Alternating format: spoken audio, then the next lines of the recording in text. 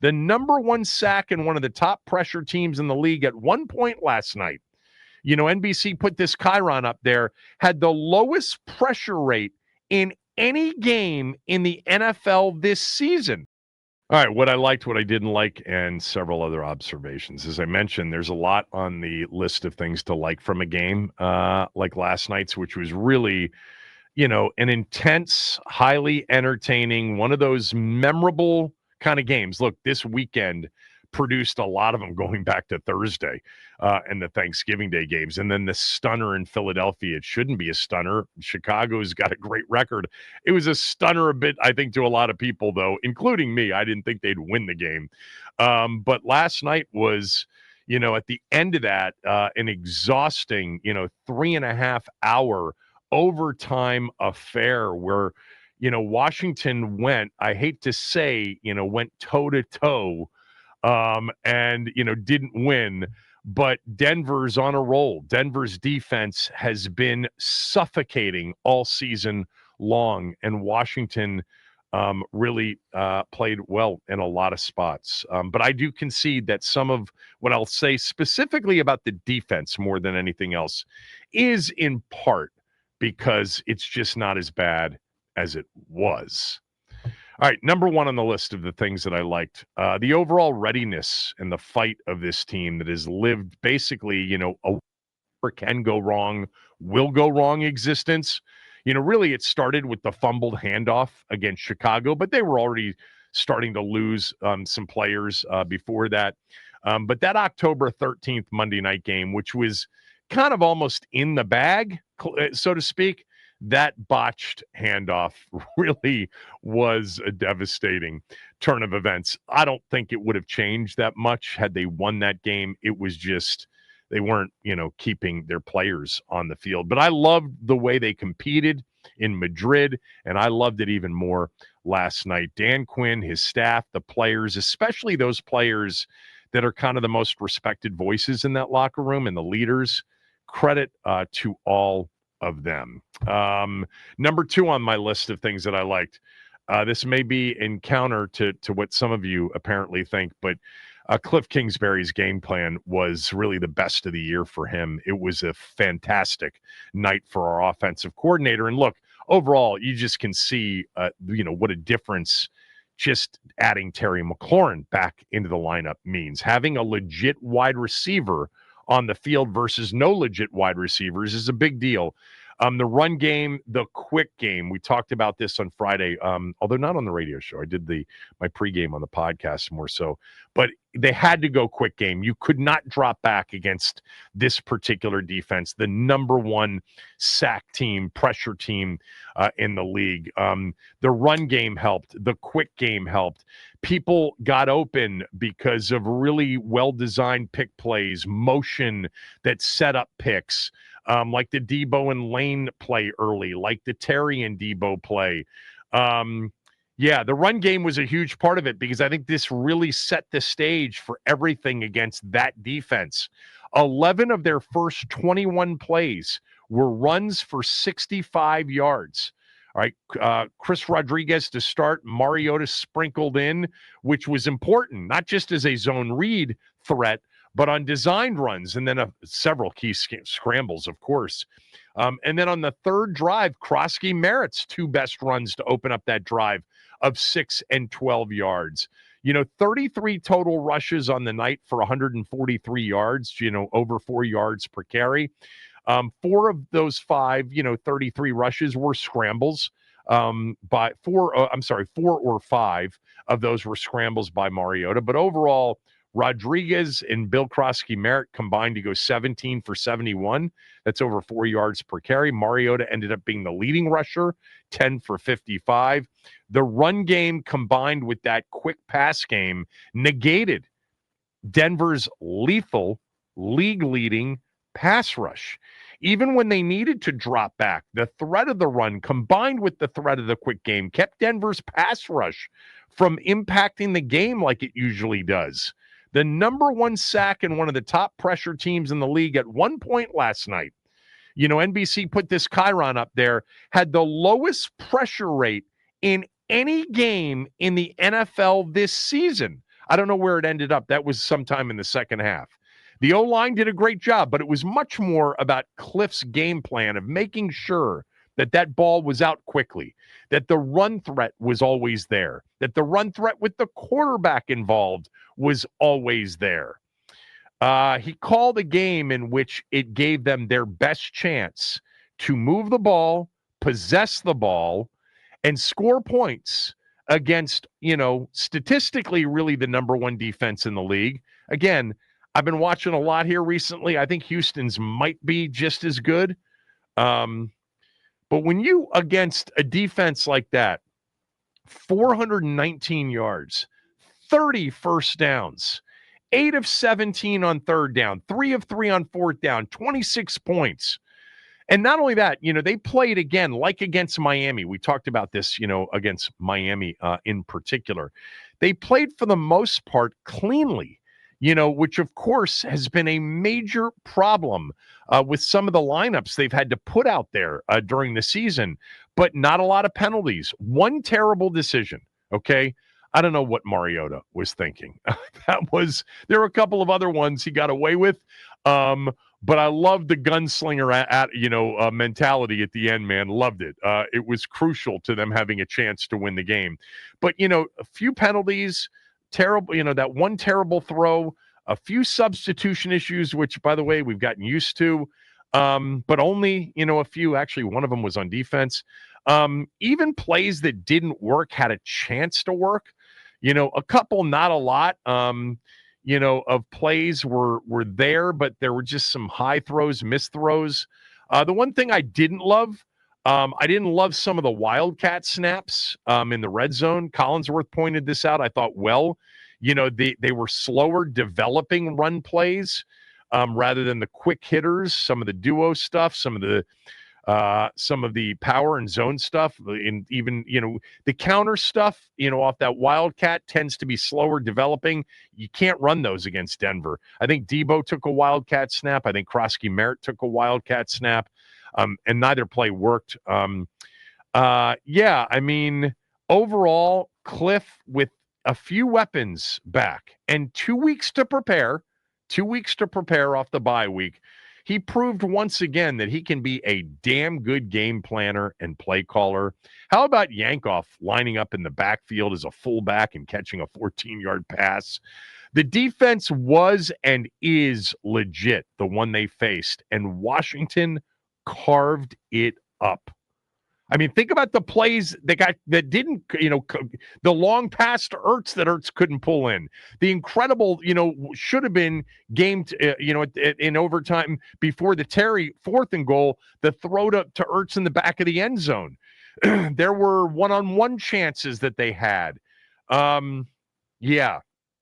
Kingsbury, great night for the offensive coordinator. And again, I think a reminder as to why so many people in the league respect him, so many people in college football respect him. It's just hard to scheme up much when you don't have your best players on the field. And he still didn't have his best players on the field last night because for the, they played 12 games, so now 6.5 games without their starting quarterback, and he is just a tad of a difference maker for sure. Marcus Mariota is on my list of good. This is going to take a while to go through all the things I liked from the game, but look, he excelled in the quick game early. The game plan was perfect, but those quick game throws, remember, they got to be out, they got to be on time, they got to be accurate, they got to give a chance for the receiver to run after the catch, and he was accurate. He was quick. He was decisive. They were schemed up well. And it totally negated Denver's pass rush. But then he turned into, from a quick game thrower with a run game and making some plays with his own legs, he turns into, in the fourth quarter and in the overtime, a total gunslinger. In the second half and in overtime last night, Mariota was 19 of 37 for 222 yards and 2 touchdowns. After a first half, really almost 3 quarters of balance offensively with mostly quick game, then you get to the fourth quarter and the overtime, and there's more drop back. There's deep shots. I mean, he's taking risks. He's going for it. I mean, the deep ball to Terry that got called back, but then coming right back to the deep ball to Debo. The deep ball that to Ertz that could have been pulled in. What a throw that was. A lot of what they were doing was out of necessity because they were in some long and, down and distance situations after that terrible intentional grounding penalty that was called on their final drive of regulation when he and the offense overcame a second and then a 3rd and 25. He was looking deep and then making a play with his legs if he didn't have the deep shot late in the game and in overtime. He was decisive all night long as a thrower and a runner. He extended plays. I talked about this on Friday. This is going to have to be a big Mariota game, extending plays. The 3rd and 25, the 19-yard throw to Terry that set up the 4th and 6, that was all Mariota and Terry. But he's extending and avoiding this lethal pass rush, getting out of harm's way and throwing a 19-yard ball to Terry that gets him into the 4th and 6 that they were able to convert. Because the next throw was the throw to Ertz on 4th and 6 that was brilliant. By the way, Terry was on a pitch count last night, so there were some key plays in the game where he wasn't on the field. I'm like, come on, guys. You got to put him on the field, even if he's on a pitch count. The defense is going to respect the situation more. The 4th and 6 in overtime by Mariota is the play of the game. He is sacked, but no, he isn't. He escapes, and he makes a throw just in the general area of where McNichols is, and Hufanga gets there early, and they called it. They should have. It was the right call. But it never happens without Mariota being able to throw the football. A sack there ends the game. Unbelievable he was able to extricate himself from that situation and get that throw off. So many other throws, so many other plays. The 19-yard read option keeper, the scramble for 12 on a 2nd and 11. He was, when he had some bad plays. We'll get to those, but he's really a perfect fit. He's not Jaden Daniels. Again, no knock against him. There's no one in the league and nobody out there that would say that they're better off with Mariota starting 17 games than Jaden Daniels. I know some of you, I hope only a few of you, actually think that. But wow, he's got to be. They got to bring him back. He likes it here. He likes the role. He's phenomenal. According to everybody I talk to, just one of the best dudes, one of the most well-liked guys, and a true leader and mentor. That interception, man, what are they doing? What's he doing? He throws some that you're just like, what are you doing? Look, every quarterback does. Matt Stafford did yesterday, the best quarterback in the league this year. But yeah, that was, you're moving the football, and that's, you can't throw that ball. You can't jump throw a lot and hope that it'll work out. He had another jump throw that was lucky it wasn't picked. He threw that backwards pass to Bates when he was under pressure. I think that was Benito. It was quick pressure. And instead of just taking it and eating it, he threw it backwards, and it was a 7-yard loss, but it could have been a lost possession in that spot. He missed some throws high. He missed a couple here and there. But overall, I mean, you have a normal NFL backup in that game. You're not in a 27-26 going for 2 to win the game situation against that defense. Good for him. He, had those issues in Philadelphia. The story about him in Philadelphia and pretty much, on the verge of hanging it up. And he found a spot. He found a group that really fits everything that he's about. I hope he stays. I don't know that there will be there wasn't last year, a major clamoring for him to be a starting quarterback in places that need him. Maybe the market will be bigger this year because the sample size is much larger than it was last year. He's played and started in a lot of games. They've only won one of them, right? The Raiders game. But, he's legit in this style of offense, that's for sure. Terry McLaurin's on the list of good. I mean, the impact, look, some of you are hysterical. I do like Terry. I've always liked Terry. I've always considered Terry a number one wide receiver. I've always understood the impact of Terry versus no Terry. I just don't think he's an elite wide receiver. That's been the conversation. I don't think he's top 10. He's not. He's good, though. He's really good. And they haven't had anything like him all season long, except for him when he was on the field for what, 2 games previous to this one? How many? Was that his 3rd game of the year? 3rd or 4th of the season? What game did he get hurt in? I'm almost forgetting now. Was it the Green Bay game? He played the Giant game. No, he played through the Vegas game. Vegas game is where he got hurt. So that was his 5th game of the year. So 5 out of 12. And yeah, look, the KC game was a 3-touchdown loss, but it was much better offensively with him there.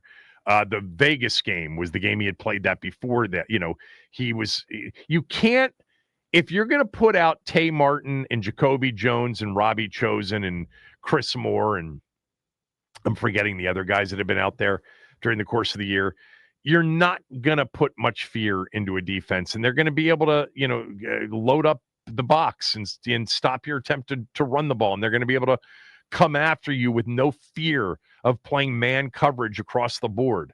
Terry changes that. He was a big factor last night, 7 catches for 96 yards. The catch for the game winner is huge. The touchdown catch that got called back was big. He just had a lot of them last night. Did a really the low ball that he caught on a 3rd down from Marcus in the red zone to keep that drive going was big. He's a difference maker. There's no doubt about it. I thought Zach Ertz, look, he couldn't pull in the long one, and then he dropped the one in the end zone in overtime before the 4th and goal touchdown to Terry. But he had a good night, man. He is still, for Mariota and for Jaden, he's, a bit of a comfort, go-to. He's a blankie. I forget who referred to him as a blankie, but 10 catches for 106 yards on 13 targets, and he almost pulled in that deep one. That would have been a really good catch. He should have caught it. It was a beautiful throw. He dropped the one in the end zone, no doubt about it. And against Miami, he stumbled coming out of that break. I mean, what are you going to do? By the way, I thought Terry slipped a number of times and may have had a couple. He slipped on one occasion and made a catch, but Ertz has to be on the list. When you catch 10 balls for 106 yards, and several of them are move the chain throws, including that first 4th and 6 that they converted on. Zach Ertz is on the list of things that I liked. Chris Rodriguez, look, the numbers won't bear it out. He was just 11 for 41. But if you watched the game, you know that he's a good, tough, decisive at times runner. Even when it's not there, he makes something of it with yards after contact and with real tough physicality at the point of contact. The touchdown run in the second quarter that gave them a 7-6 lead, decisive, quick, more explosive than you think at times in watching him. He's a load coming downhill. I think every time we all watch him, we're like, he's good, isn't he? I think he is. This year he got into shape. He's getting more opportunities. His ability to run the football last night made everything else easier for the offense. As I mentioned in the open, between him and Bill and even Mariota sprinkled in, 11 of their first 21 plays were runs for 65 yards. Nearly 6 yards a carry on average against that defense. That made everything else possible and easier. The offensive line's pass protection. The offensive line is on this list, period. 50-plus dropbacks in the game and 2 sacks against the number 1 sack team by far in the NFL. And not like overwhelming, suffocating pressure. Again, it's a quick game. It's the way Cliff called it, designed it, planned for it. His game plan was perfect. But you still got to hold up in those drop back situations, which they did when it turned gunslinger time for Mariota at the end of that game, and they're trying to overcome second and third and 25s. Washington's offensive line is really coming to its own.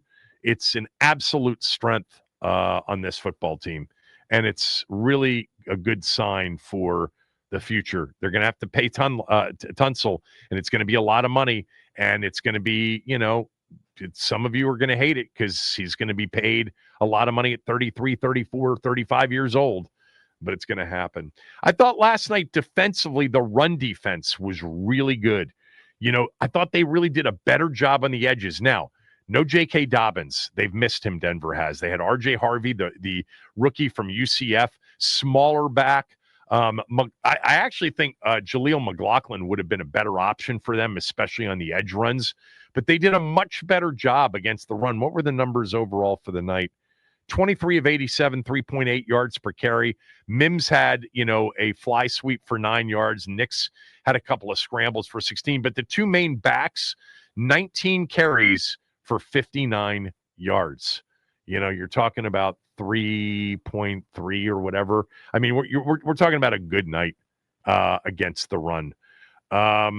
What else is on my good list?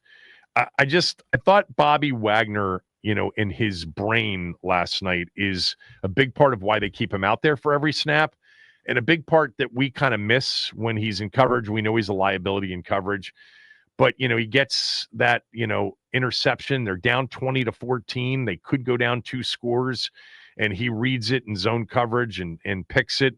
Yay, a takeaway. And I mentioned this in the open, but there's that 3rd and 4, Denver's last offensive possession in regulation. They get a first down up 20-17. It may be game over.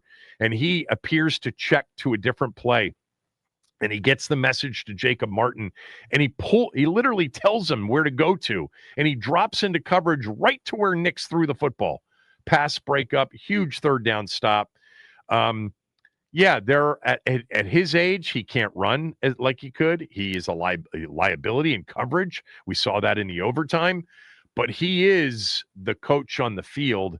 They don't take him off the field because they think they would be much worse without him out there. Frankie Louvu has a relentless motor. I included him on this list. The sack in the, on that, in the 4th when they were down 20-17 on a 3rd and 3. The pressure where he did get away with a helmet-to-helmet on Nix on a 3rd down before the field goal in the first half that I think made it 6-0. He's a very good player behind a good defensive line. He's an average to good player like most are when playing behind a defensive line that isn't very good. Payne had big-time moments. Martin did. Sandra still better facing the quarterback in zone coverage, and he is a fearless tackler. I thought Eddie Goldman continued to do some good things up front. And then Jake Moody in his first game for Washington, 2 for 2 on field goals, including the game-tying field goal. Remember, he kicked the game winner for the Bears on Monday night, October 13th, to beat Washington. So not a bad night on field goals, didn't miss an extra point. So that was huge. He's on that list.